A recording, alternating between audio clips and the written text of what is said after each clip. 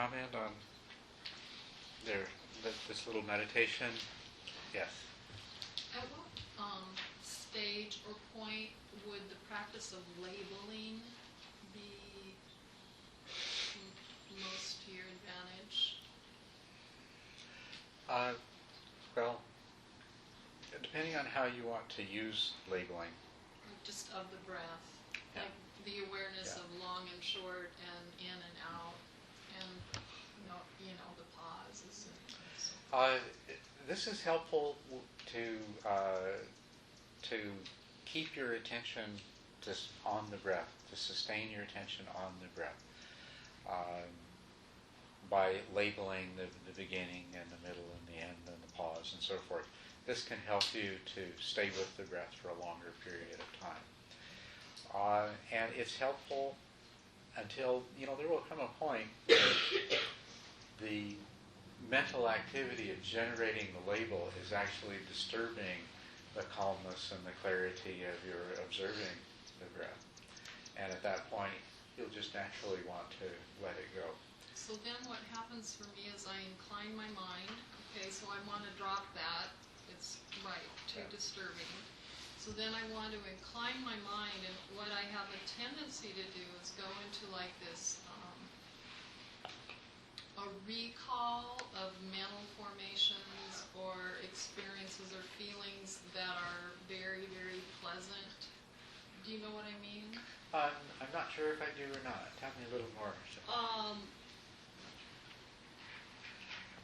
Well, it may not even be I think it is, though. It's like inclining the mind towards a past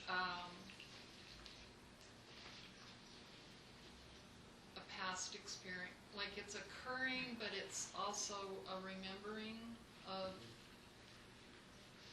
like a light, or I actually have like a feeling that comes into my forehead and a little, like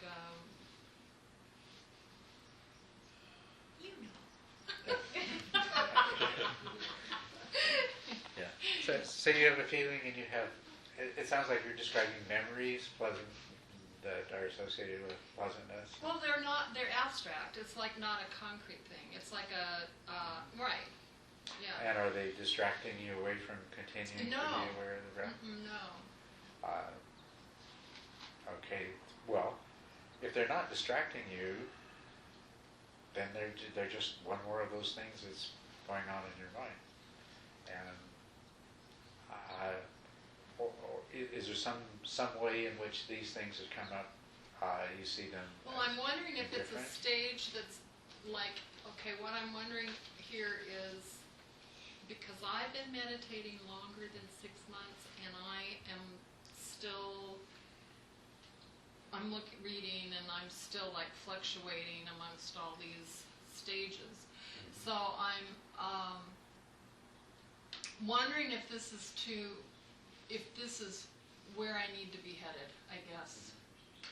Okay. Well, the most important thing is that until you can keep your attention continuously on the meditation object, and actually not just not forgetting the meditation object, but not having your attention moved so that you're more aware of something else than you are of the meditation object. Until then, it's just fine to let whatever else happens to be going on in your mind, just let it happen. Let it be there.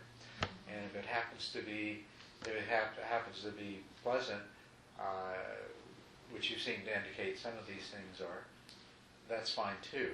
But just you don't want to become attached to their pleasantness and allow that to take you away from continuing to develop the stability. So you don't switch objects in midstream, is that? No, don't. No, don't. But your mind will have the tendency to want to switch objects. If some particularly pleasant or satisfying thought or memory comes up, then there is going to be the inclination of the mind, maybe, and that's the word you use, to want to go to that. And what you want to do is to just let that be there, but not go to it. Okay. Just to stay with.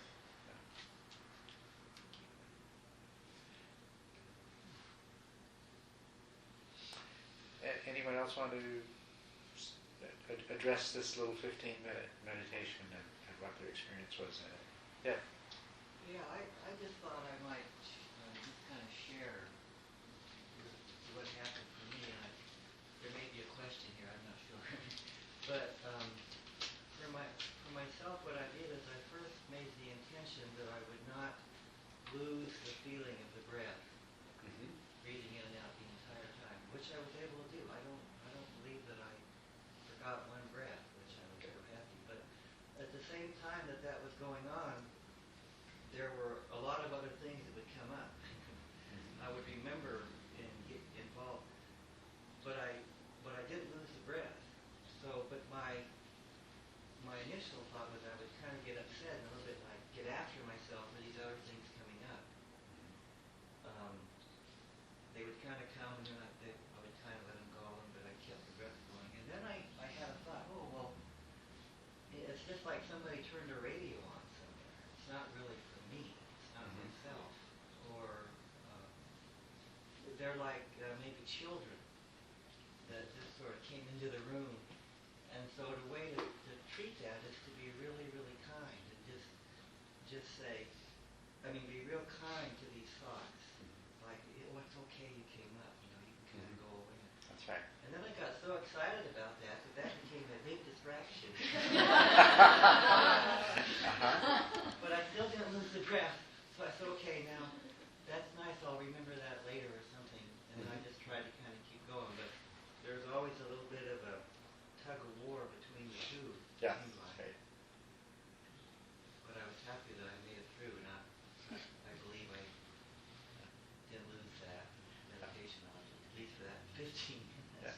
Well, that's very good. That's wonderful. I just wanted to kind of share that as a thought there. And you're really right about the attitude towards the other thoughts. It's just,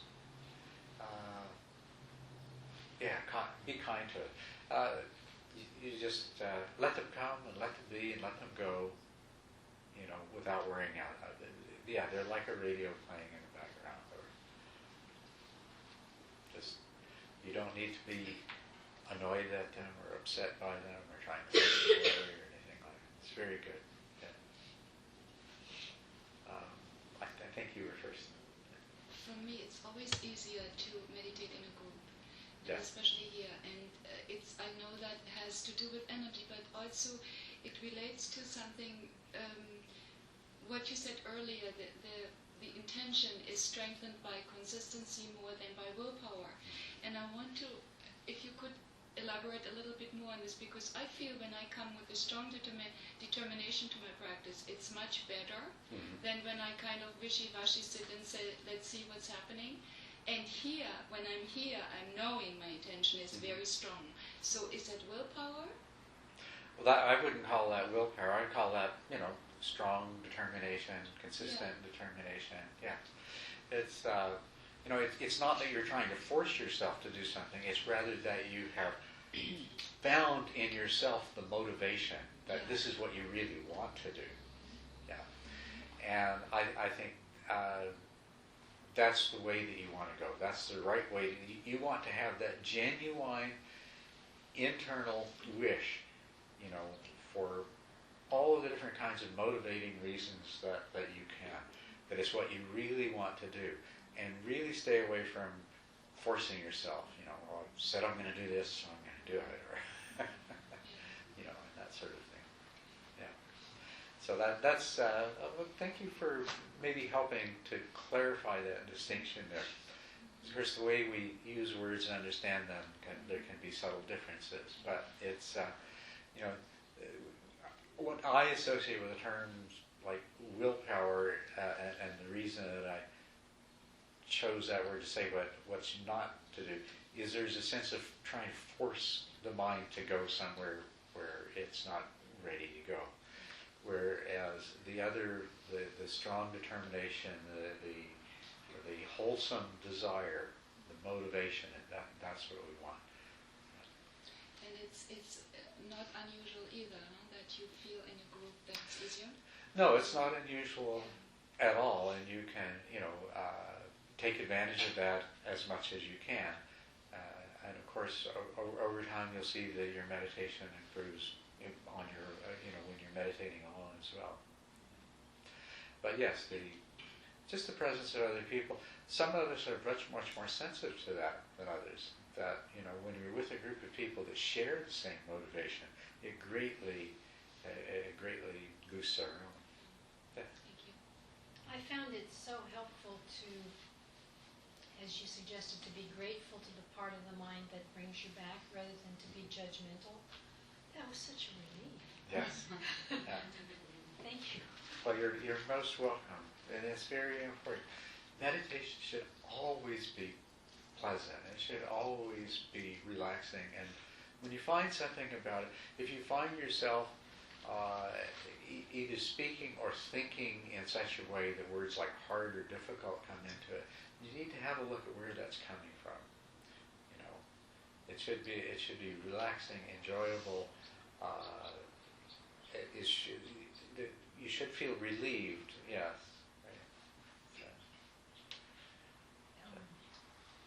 In comparing this meditation with the first meditation, I found this one a lot harder. When you said that for the first meditation, well, we're not going to have an object and we're just going to see what the mind does. That just was such a huge relief. I went back to the breath because I'm used to going back to the breath, but I found that to be a much more happier, joyful, attentive than where this one, because it was like an official meditation. It was just like, it's kind of like it felt I had more effort, I had the force, it wasn't spontaneous, and I thought that was really weird. It's kind of backwards. Well, it's very revealing. What does that mean besides that I'm a little strange? It's revealing of the way our minds tend to work. We create expectations, and then we make ourselves unhappy because of our expectations. And that's exactly what I heard you saying, is that as soon as you have that expectation, as soon as it's official, then it becomes work, then it becomes effort. Then there's a standard that you're supposed to measure up to. Then there's a possibility of failing, and there's all of these other things. So it's good to be aware of that, and we're very prone to that. I think as human beings we're prone to that, but maybe in our particular society we're even more prone to that. We're very goal-oriented, we're very driving, we're very judgmental of ourselves. And it can take a little while to learn to recognize that, but once you learn to recognize it, then you can start to let go of it, and you can just be. I'm just sitting here breathing, Sometimes my mind wanders, and sometimes it doesn't. It's relax and be happy with it. But that's where you want to go, though. When you find yourself feeling the way you were feeling, okay, you want to look at it and say, okay, what am I doing? What is my mind doing to itself? I mean, maybe not even what am I doing, because that still puts you in the position of the one that's being responsible for what happened and responsible for changing it. But okay, what is my mind doing? Why is my mind doing things that generate this sense of dissatisfaction, whereas just an hour ago it didn't? That's wild. It's embarrassing that I found that out from all these people, but No reason to be embarrassed. Is there any reason to be embarrassed? Do you not all know exactly what she's talking about? Yeah, right. Yeah, so that's the thing. You're not the only one at all. Well, this is a little odd or unusual, but as I was focusing, I maybe over-focused on my breath or something, but I messed up the normal physiological flow, and breathing became not easy. Well, what can happen sometimes, especially when people aren't used to using the breath as a meditation object, is that the act of observing the breath will cause the breath to change. And actually, there's nothing wrong with that, but it can start to snowball into a problem because you start to think, oh, my breath is changing and it shouldn't. I'm doing this. You start to tell yourself that you're doing something that you shouldn't do, which isn't really true. The breath changes by itself. Now, It's more like the blood gases have gotten upset, and it's so you've been hyperventilating or something yeah, like that. mildly hyperventilating. Yeah. Yeah. Do you think you were actually hyperventilating? Yeah. Mm-hmm. So, and could you sense why that was happening? I had the only thing I could see was because I was focusing on it and sort of taking over the control of the breath consciously rather than letting my body do its usual thing. Do you think you were consciously controlling your breath? Something was messed up. Something was changing it, right. But do you think you were? Was there intention? Was there the intention to change your breath? No.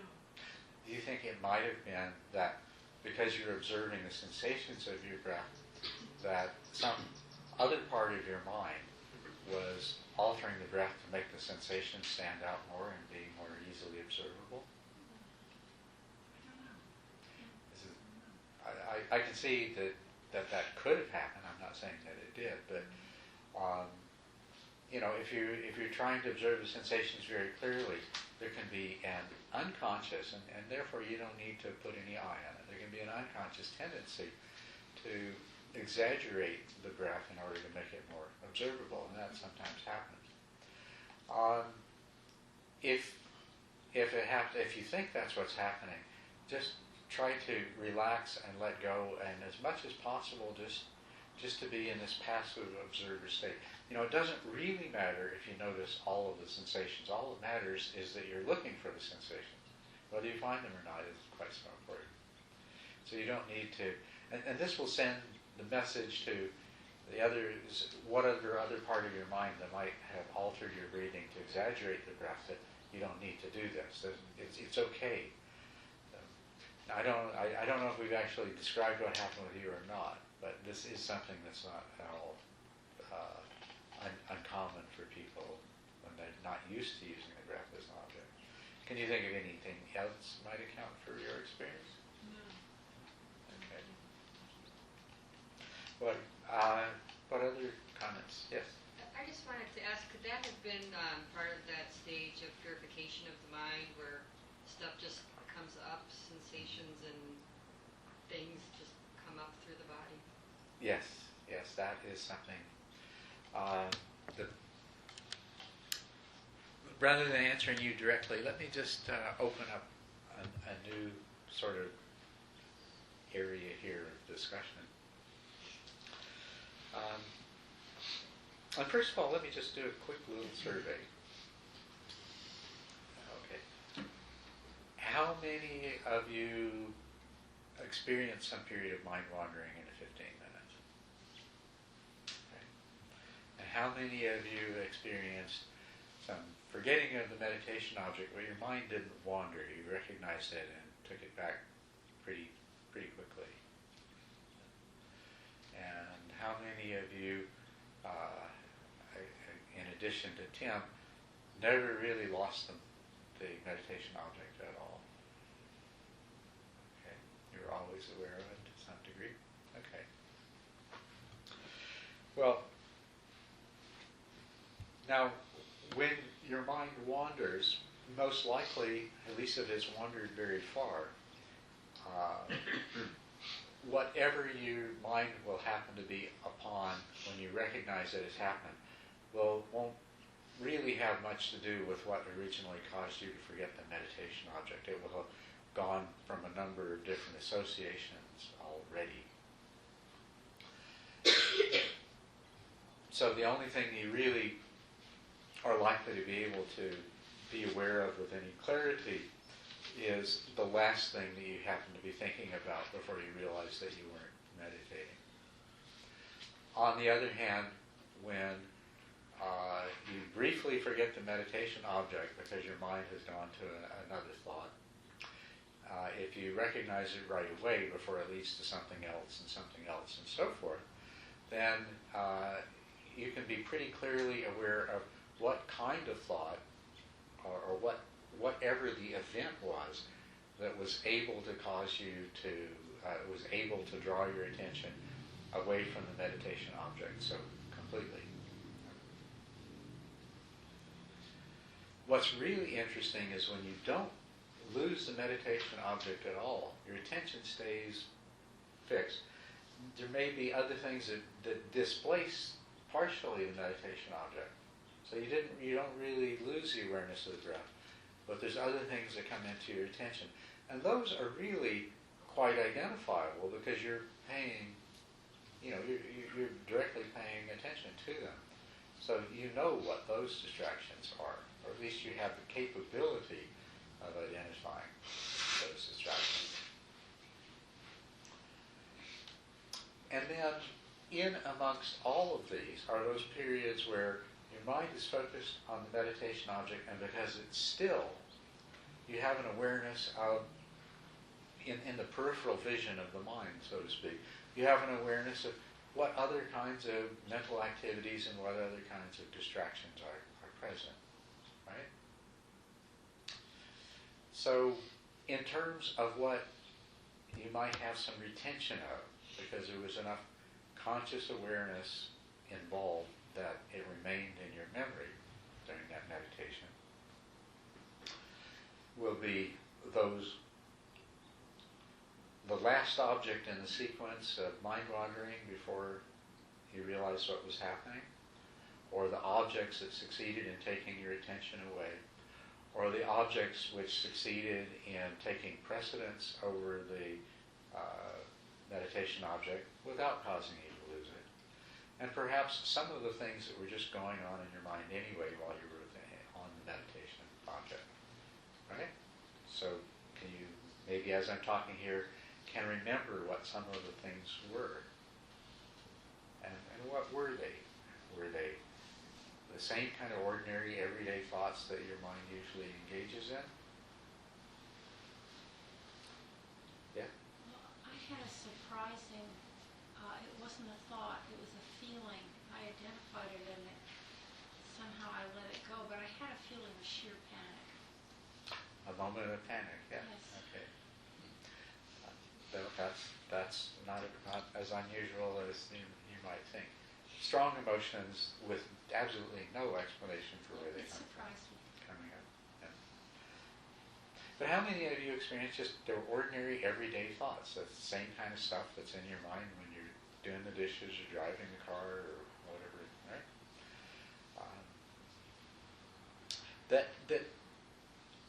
That tends to be an awful lot of what we have coming up. At least until we start to develop a significant calming of the mind. It's mostly the ordinary, everyday concerns. But at some point, when your mind starts to become calmer, what will happen will be a lot fewer of the everyday sort of thoughts coming into your mind. And then there will be another kind of thought, or often it's memories, or sometimes it's emotions, that seem to come from some deeper level of your consciousness. They're not quite so trivial. They seem to be more important, more significant. Did you experience, some of you experience some of that kind of thing? I see a few heads nodding. With the reference that Shelley made to purification of the mind, we go around with our minds full of our ordinary concerns all the time.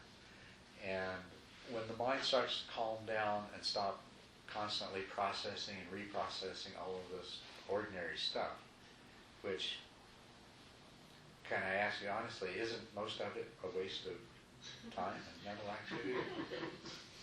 It doesn't really accomplish anything at all. But it creates a sort of a constant agitation to the mind, sort of like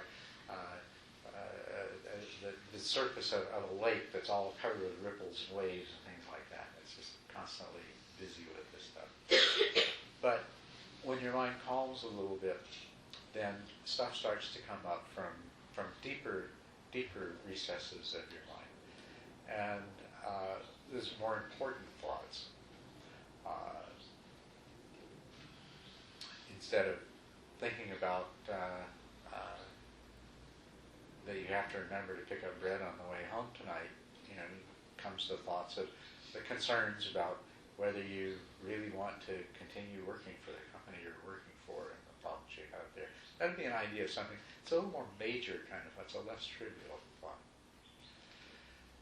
But some of them can be deeper than that. And some of these thoughts can have to do with insights as to why you are the way you are, or memories from your past.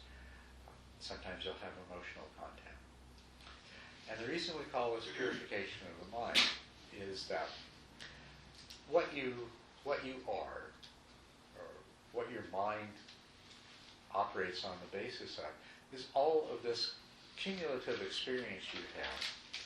And the stuff that's not completely resolved is still continuing to be processed, not at the surface of your mind, not at the level of remembering to mail a check for the bills and pick up bread on the way home and things like that. But the deeper unresolved things are always being processed at an unconscious level, and when the mind calms down, then these come to the surface. And by surface, I mean they come into the arena of conscious awareness, and you begin to see them. And of course, some of them, the first 7 that I referred to, are still really in the more ordinary and mundane category. Is this the right time to think about selling the house and moving somewhere else? Is this the right time to think about changing the job? Should I accept the promotion that means that I don't get to do what I like to do anymore? What should I do about my child's problem at school? I mean, these are a little less trivial, but they're still very much mundane. But when we get deeper still, we start to contact those things. They have a tremendous influence on us, even though we don't know it, even though we're not aware of it, have a tremendous influence on all of our interactions with other people, on our decision making, and our behavior, and how we react to certain kinds of circumstances and so forth. They have those kinds of insights into why we are the way we are, and why we're stuck where we're stuck, or whatever it happens to be. Those are things that need to be resolved too. And then most of us have a fair bit of psychological trauma. The things that from childhood, or maybe not necessarily from childhood, but it's the same thing, that there's a burden of emotion and unresolved and unreconciled. Could be resentment, anger, hatred, could be guilt, remorse, there's all kinds of things that could be associated with it. But you're carrying it around with you, and it's affecting how you are. It's affecting your happiness. It's affecting how you behave and how you think. Those things start to come to the surface. This is the opportunity to purify the mind by exposing them to your fully conscious awareness, seeing them for what they are, accepting them, and letting them go. And emotion, you mentioned that you had this sudden feeling of panic, and that's not unusual.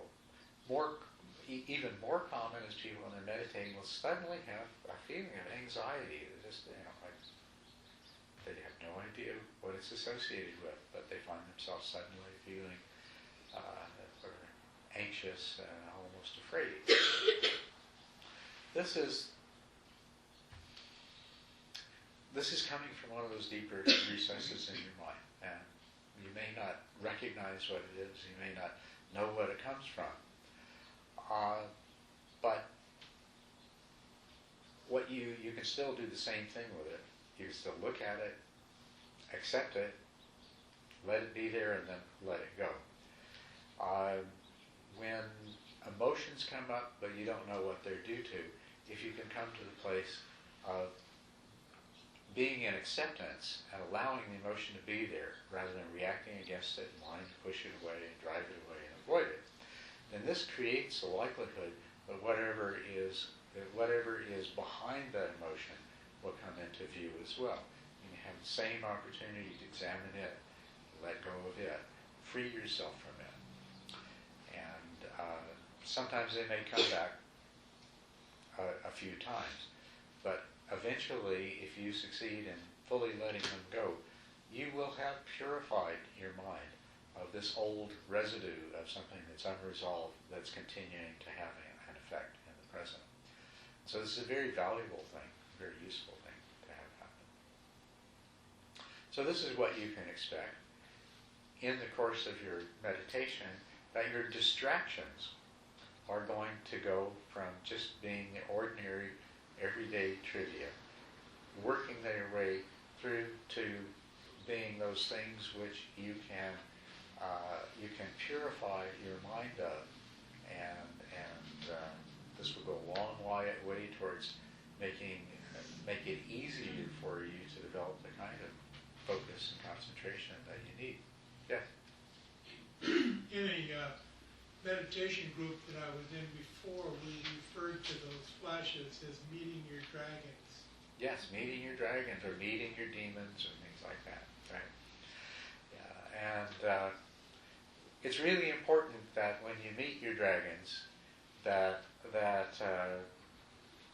you don't get in a fight with them. Yeah. If you get in a fight with them, it won't resolve the situation. It'll just bring a lot of that old misery into the present. As a matter of fact, one way that one person told me that she'd been taught to deal with them, referring to them as demons, not dragons. She said, "Feed your demons," and that's really what you want to do. You're coming from this place of acceptance, you know. So when the demon shows up, instead of getting in a fight with it or trying to send it away, you know, offer it part of your lunch. Yeah. Make friends with it. All of your demons, they have a total right to be there. Whatever it was that happened that caused them to come into being, and whatever has happened since then that has kept them in this unresolved state, they have a right to be there. And if you push them back down below the surface, then they'll continue to be there. But if you let them come up into the light of day, confront them, accept them, be willing to be with them as long as you need to be with them until they're ready to go. And when they get ready to go, you don't hang on to them, you let them go. you laugh, but you know, if you think about it, don't we sometimes have a tendency to hang on to this stuff? You know, we're so used to it. It's a part of us, and it's hard to let it go. But you have to remember to do that too. When some of this old stuff is ready to go, just let it go. You don't need it. You don't need the problems that it's been causing all of this time. I'm just thinking of a quote by Donald Neil Walsh, who said, "That which persists, or that which you resist persists." That which you resist persists, and that is absolutely true. Yeah, it certainly does. Yeah. In a situation like that, what do you do with the sensation of the breath? In a situation like this, when you have one of these demons coming up. You have one of these demons coming up. Well, these are a very good example of the kind of thing we talked about earlier. That something that really strongly engages your attention, and you can't just successfully ignore it and let it be. Then what you're going to have to do is to take that as your meditation object, but remember to be objective, and that can take, you might not get it right the first time, or even the first few times, if it's something that carries a lot of emotional significance. It may have a lot of power to grab hold of you, and you can get lost in it. But really be on guard against that, and try to stay objective. Try to keep that distance between you and whatever it is. That, okay, this is something coming up in my mind. I'm not creating it, I don't own it. It is the result of past experiences. I may be responsible for it being there, but it's the fact that it's there is not something that I have any direct responsibility for or any control over it. And so that helps you to create that objectivity, and then you can confront it, then you can examine it, you can see it in a clearer light, and you can let go of it. But as I say, it might take some practice for the stronger ones. But don't be discouraged too. Sometimes your dragon bites.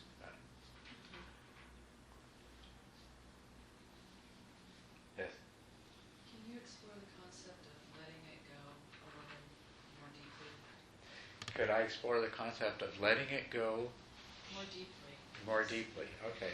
It sounds so easy, but Yeah. we know that it's not. Yes. One of the hardest things to realize is that letting go is not a thing that you do. It's more a not doing. It's a not holding on to. And it's a funny kind of thing. We can be in this situation of, how can I let go of this thing? And we're just gripping it so strongly. I want to let go of it, but I don't know how. And the harder you try, the more you're involving with the thing, you're grasping to it. And the letting go is, in a way, it's subtle. It's a not doing. It's a ceasing to grasp any further. We have attachments, and what makes it hard to let go is, and I like the word attachments in this regard. You grasp something, but if you imagine that, there's some Velcro on this, so even though I let go, it doesn't fall away right away. The attachments keep it there. Okay. So sometimes the not doing means waiting until finally the Velcro lets go and it doesn't stay. Sometimes you have to be more active than that. The attachments that you have to any one thing are not going to be limited to only that one thing. They have to do with a lot of other things.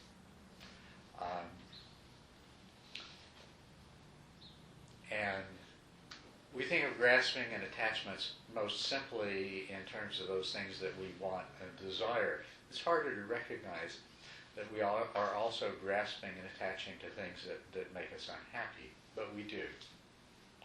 We grasp and attach to those things. And so, in order to recognize that attachments to exist to things that make us unhappy, we have to take that extra step of understanding, why would I have an attachment to something that makes me unhappy?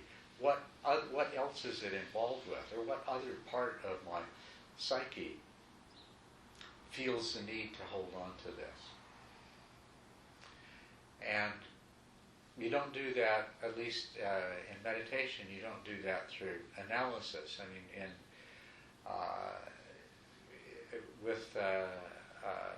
if you go to a therapist, you might use analysis or other methods to try to find your way to do that.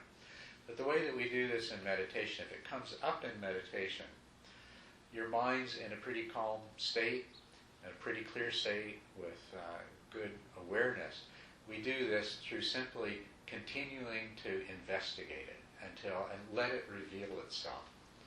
Let it reveal to us the ways and the reasons that we're attached to it, and it's so hard to let it go.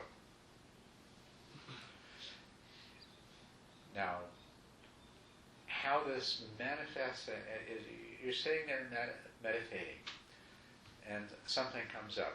For example, just because this is a really common, it's something that happened in the past that's had a really powerful effect on you and continues to influence you to this day. And it comes up, and it comes up with its whole, it comes up with a lot of associated emotions.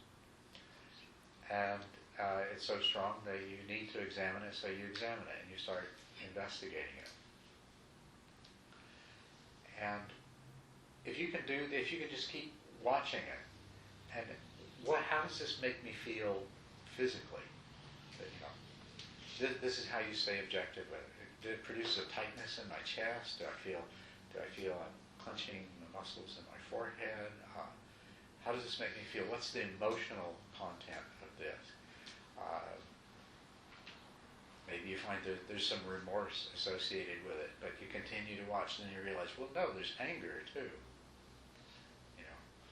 And the remorse kept you from seeing the anger, so you accept the remorse. Okay, yeah, well, I made some mistakes. I shouldn't have done it. Then there's anger, but then you come to the point of, well, yes, I'm angry, but the other people who are involved, there were reasons why they did what they did. I no longer need to hold on to that anger. And just through the process of looking at it, you can come to a place where gradually you can start to let go of it. It's not important anymore. It may happen that doesn't happen right away. You look at it for a while, and then it just it starts to fade away. And you go back to your meditation until the next time it comes up. And then you repeat the process. But what you're looking for is that place where it starts to be really clear. The whole thing of, oh yeah, I see how that happened. And there's no judgment in there anymore. And there's not any more blame for yourself or for the other person or anything else. And then you can really let it go. You can let it go because you don't have the attachment to it anymore. In other words, it no longer has the same importance in terms of your identity. Your remorse and your anger are really manifestations of your ego attachment in one form or another. And when they let go, then there's not going to be much left to hold on to there. It'll become something that once happened. And when it's just something that once happened, then you're really free of it.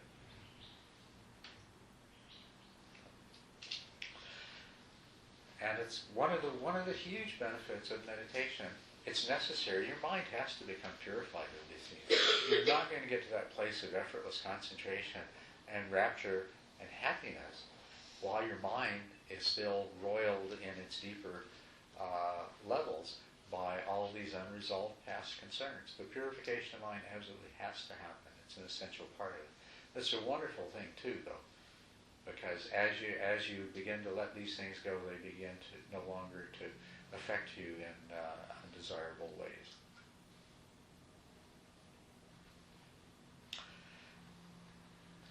So I'm going to use this discussion as a lead into introducing you to another extremely valuable 2,500-year-old concept. That's called the 5 hindrances.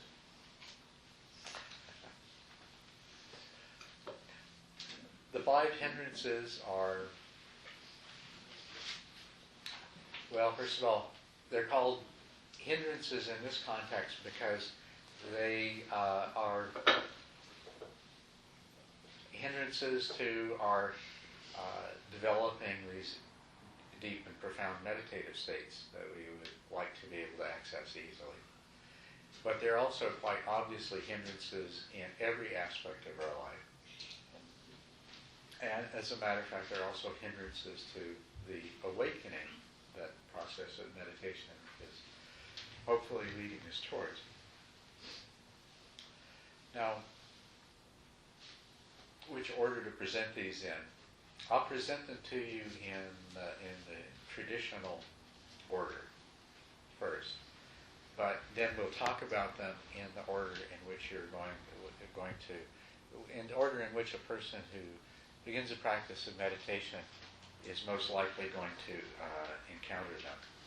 Okay. The traditional order is the first hindrance is the hindrance of worldly desire, or desire for what is known as the sense realm. I think worldly desire conveys the idea pretty clearly. The sense realm, and we speak of it as desire, sense desire, or desire for the sense realm. If we just call it sense desire, you might mistakenly think that it's only the desire for things that taste good and feel good, and so forth. But it's much more than that. the world that we live in is called the sense realm. We experience it through the five senses. And so the sense realm is the world as we know it. And so worldly desire, I think, describes this best. It's all of the things to do with the world as we live in it, as we experience it, that we respond to with some kind of desire. Then the second is usually given as ill will. Ill will, of course, means things like anger and hatred. But actually, ill will, when we examine a little more closely, it's all of those negative mental states of not just annoyance and impatience, but judgment, dissatisfaction. And it's not just ill will towards someone else or something else, but it is the ill will that we can experience towards ourselves when we judge ourselves in a negative way, when we find ourselves lacking. So, although ill will is a convenient label, it's really addressing all kinds of negative mental states. That which causes you pain, you are averse to, and you can come to hate. And so the ill will as a description of this is quite clear. But I'll point out to you that that which causes you pain, you don't also come to hate it, you also come to fear it. So fear is also a manifestation of this same kind of negative mental attitude. So that's the second, the worldly desire, and we have ill will. The third hindrance, usually described as sloth and torpor, and I really don't like those. Those are very Victorian translations of the Pali and Sanskrit words, sloth and torpor. Sloth is one of the sins, right? Deadly sin, sloth. Although we still continue to use those terms, I think far more appropriate in capturing the intent much more clearly is, rather than sloth, is resistance and procrastination. Resistance is really getting to the essence of it. When your mind resists something, don't want to do this, would rather do something else. Procrastination, well, I'll do that, but not until after I've done this first. Right? And torpor. Now, torpor actually, not quite such a bad word, but because it's talking about the lack of energy or will or determination for something. And it also talks about when there's a lack of energy, the tendency to slip into dullness or sleep or lethargy. And maybe lethargy would actually be a better word for it, because it accounts for both the physical and the mental lethargy that we sometimes encounter. So let's call this third hindrance resistance and lethargy. If you can keep in mind the way I'm using these words. Then the fourth thing that we can encounter as a hindrance is the mind that is agitated due to worry and remorse. You know what that's like, right? You're worried about what's going to happen, or you're experiencing remorse and regret about something that has happened or you've done, and it agitates the mind. Agitation due to worry and remorse is the fourth. The fifth one is skeptical doubt. The fifth hindrance is where we begin to doubt ourselves, doubt what we're doing. In the case of meditation, doubting the meditation technique. You may doubt your ability to do it. Well, I'm not like other people. I just don't have what it takes. That kind of doubt. Doubt the method. Well, maybe this isn't the right way for me to be practicing. Maybe this is the wrong kind of meditation. I should be doing something else. or doubting the teacher. Maybe this is not a good teacher. If you find a better teacher, then it would be a lot easier. That's why I'm not having the success that I think I should be having. Or when it gets to its deepest forms, maybe this is all just a total waste of time, and I really would be better off, going out for a beer with my friends or watching TV or something like that, or I'll join the Pentecostal church, or this is all a bunch of misguided mumbo jumbo, and I best just forget the whole thing and leave it behind. That's skeptical doubt. So these are the 5 hindrances. Now, in the order that you most likely will encounter them, or that a person when they take up meditation encounters them, usually the first one that they're going to meet up with is the resistance and lethargy, particularly the resistance and procrastination.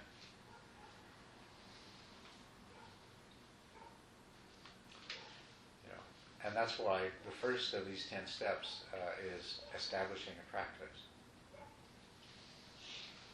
And that's not an easy thing to do. You can get all enthusiastic, this is great, I'm going to meditate every day for so long, such and such a period of time.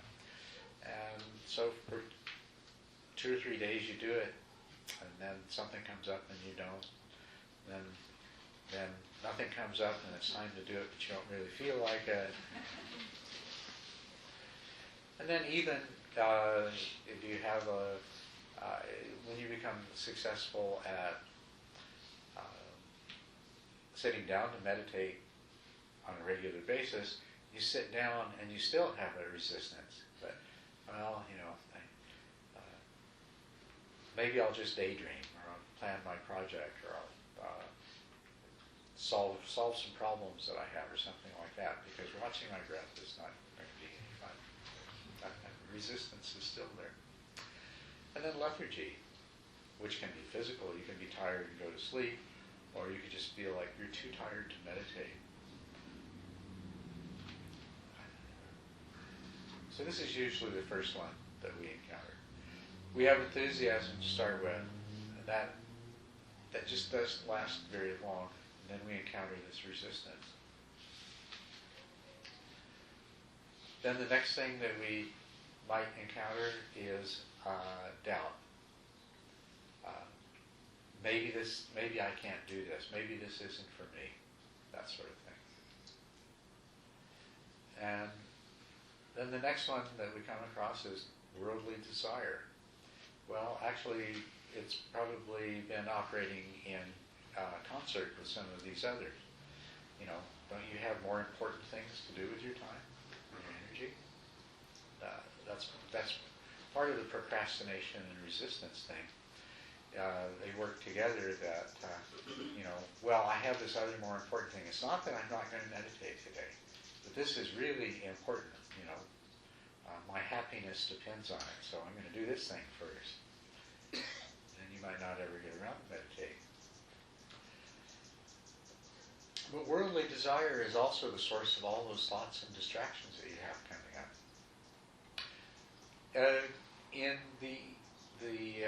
Certainly in the earliest part of your meditation, until you start to calm the mind and get deeper things coming to the surface, a lot of what's in your mind is going to be ordinary, everyday thoughts. And if you examine those thoughts, every one of them can be quite appropriately described as being some instance of worldly desire. The things that you want to do that are going to make you happy, or the things that you have to do that are going to keep something else from making you unhappy. Right? Isn't that the content of your mind on a daily basis? Is all of these things that they're either going to make you happy or they're going to keep you from becoming unhappy?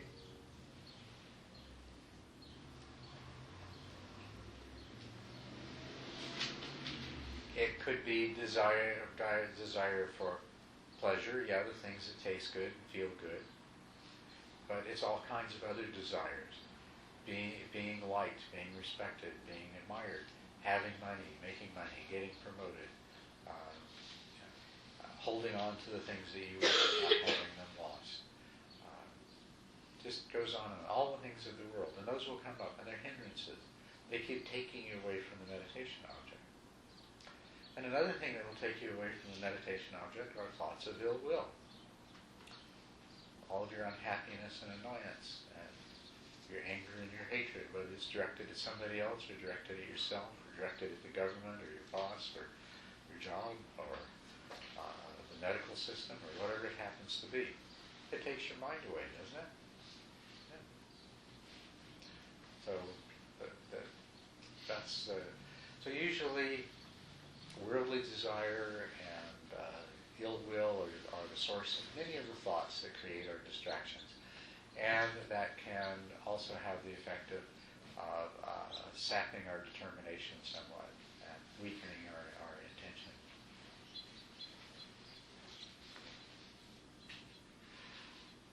And then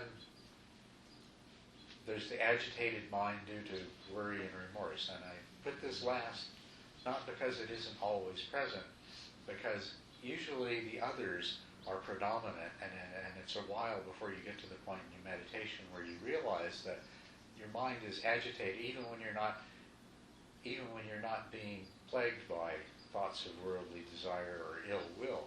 Your mind is still agitated.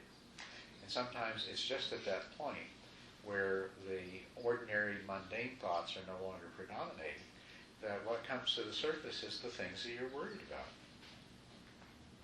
And they come into your mind. Or the things that you have regret and remorse about. And so, and it's not, and you notice the interesting thing about the way that this hindrance has been described is it's the agitation of the mind due to these. Because the mind will be agitated by these things, whether you're consciously aware of them or not. You may not be actually worrying about your worries, but remember I said that the thinking part of your mind keeps processing anything that's unresolved. The worries that you have are unresolved issues, and your mind never really lets go of them, even though you're not consciously aware of them. Even though you're doing something else, thinking about something else, having a good time, the worries are still present beneath the surface. And the same thing with the remorse. When you're not doing something else and you sit down and meditate and your mind gets quiet, then you become really aware of these things. Okay. So you can see where what we talked about earlier fits into this. It's when you get past the more superficial things, the deeper forms of the same hindrances come up. The deeper doubts, the deeper sources of resistance, the deeper worldly desires, the deeper sources of ill will, and the deeper sources of agitation begin to come to the surface. And so all the way through the process of becoming, of mastering meditation, you keep encountering in one form or another these hindrances rising again until eventually you overcome them entirely. Yes?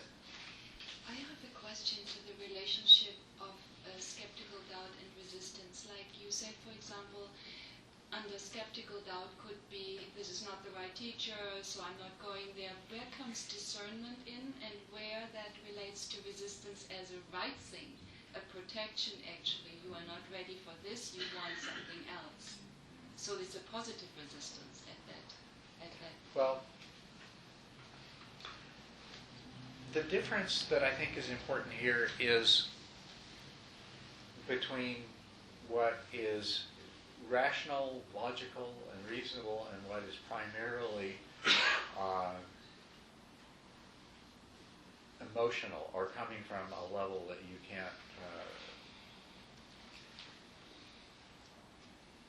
can't necessarily identify the causes of. Now, what we tend to do when we experience resistance is we come up with explanations for it, rationalizations for it. And so to make the kind of distinction that you're talking about, we need to learn to recognize when we're rationalizing or when the mind is actually being rational. So if we take, for example, the question of the practice that you're doing, okay?